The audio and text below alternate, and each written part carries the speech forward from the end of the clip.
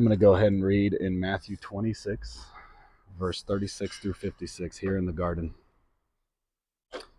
It says, "And then Jesus came with them to a place called Gethsemane, and he said to the disciples, 'Sit here while I go and pray over there.' And he took with them Peter and the two sons of Zebedee, and he began to be sorrowful and deeply distressed. Then he said to them, 'My soul is exceedingly sorrowful, even to death.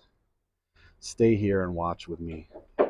He went a little farther and fell on his face and prayed and said, 'Oh, my Father, if it is possible, let this cup pass from me. Nevertheless, not as I will, but as you will.' Then he came to the disciples, and he found them sleeping, and he said, 'Peter, what? Could you not watch with me 1 hour? Watch and pray, lest you enter into temptation.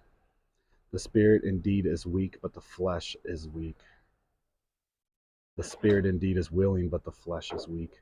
Again, a second time he went again and prayed and said, 'Oh, my Father, if this cup cannot pass away from me, unless I drink it, your will be done.' And he came and he found them asleep again, for their eyes were heavy.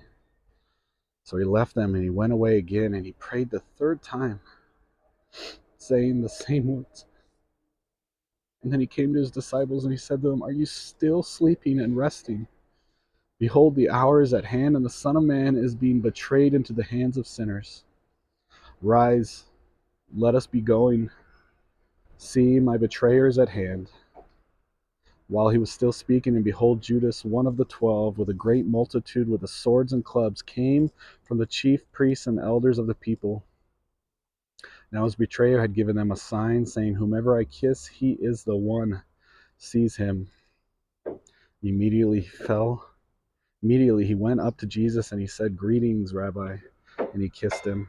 But Jesus said to him, 'Friend, why have you come?' Then they came, and they laid hands on Jesus and took him. And suddenly one of those who were with Jesus stretched out his hand, and he drew his sword and struck the servant of the high priest and cut off his ear.